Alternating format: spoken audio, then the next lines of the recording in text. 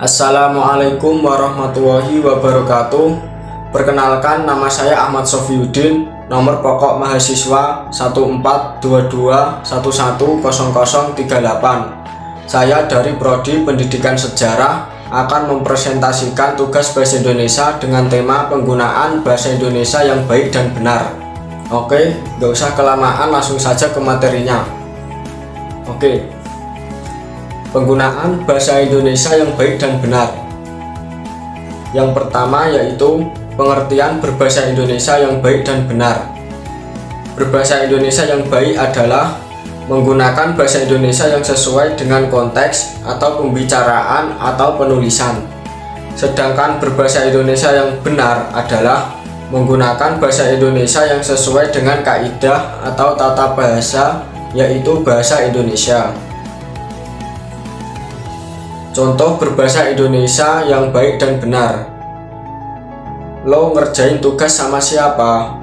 Kalimat di atas merupakan contoh kalimat yang baik dan benar jika digunakan oleh seseorang dengan orang lain yang akrab dan sebaya. Menjadi tidak baik dan jelas tidak benar jika digunakan oleh mahasiswa kepada dosennya. Yang baik belum tentu benar dan yang benar belum tentu baik. Yang baik dan benar adalah berbahasa Indonesia yang baik dan benar, bukan hanya baik saja dan bukan hanya benar saja, apalagi yang tidak baik dan tidak benar. Yang pertama, bahasa yang baik. Bahasa Indonesia yang baik adalah bahasa Indonesia yang digunakan sesuai dengan norma kemasyarakatan yang berlaku. Misalnya, dalam situasi santai dan akrab, seperti di warung kopi, di pasar, di tempat arisan, dan di lapangan sepak bola, hendaklah digunakan bahasa Indonesia yang santai dan akrab, yang tidak terlalu terikat oleh patokan. Dalam situasi resmi dan formal, seperti dalam kuliah, dalam seminar, dalam sidang DPR, dan dalam pidato kenegaraan, hendaklah digunakan bahasa Indonesia yang resmi dan formal, yang selalu memperhatikan norma bahasa. Yang kedua yaitu bahasa yang benar.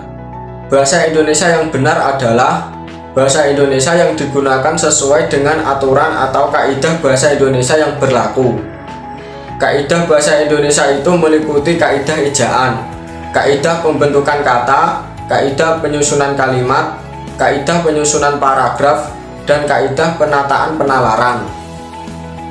Yang ketiga yaitu bahasa Indonesia yang baik dan benar.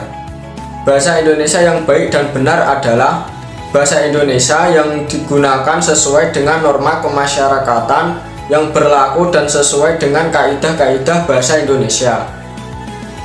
Yang B, penggunaan bahasa Indonesia yang baik dan benar.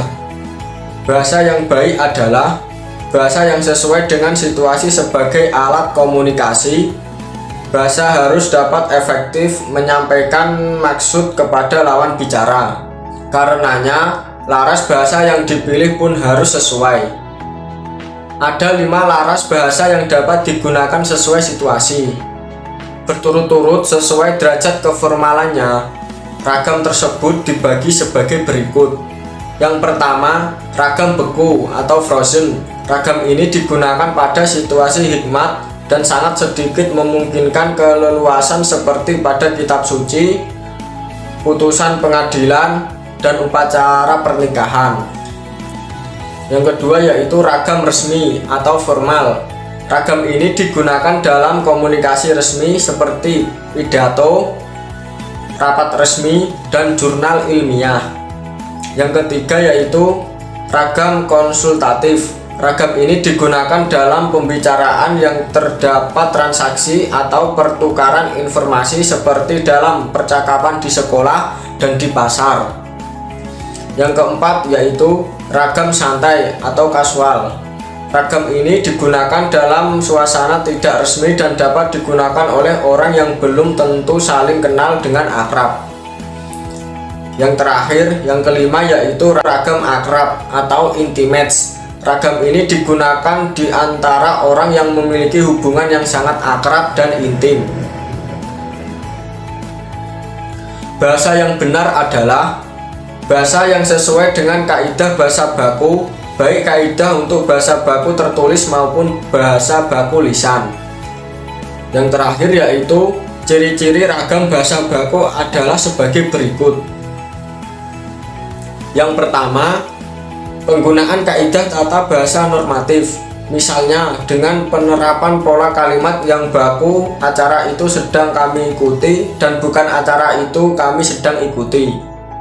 Yang kedua, penggunaan kata-kata baku. Misalnya cantik sekali dan bukan cantik banget, uang dan bukan duit, serta tidak mudah dan bukan nggak gampang. Yang ketiga yaitu penggunaan ejaan resmi dalam ragam tulis. Ejaan yang kini berlaku dalam bahasa Indonesia adalah ejaan yang disempurnakan oleh EYD. Bahasa baku harus mengikuti aturan ini. Yang keempat, penggunaan lafal baku dalam ragam lisan. Meskipun hingga saat ini belum ada lafal baku yang mudah ditetapkan, secara umum dapat dikatakan bahwa lafal baku adalah lafal yang bebas dari ciri-ciri lafal, dialek setempat atau bahasa daerah. Yang terakhir, kelima yaitu penggunaan kalimat secara efektif. Di luar pendapat banyak yang mengatakan bahwa bahasa Indonesia itu bertele-tele. Bahasa baku sebenarnya mengharuskan komunikasi efektif. Oke, cukup sekian materi yang dapat saya sampaikan. Kurang lebihnya mohon maaf. Wabillahi taufik wal hidayah. Wassalamualaikum warahmatullahi wabarakatuh.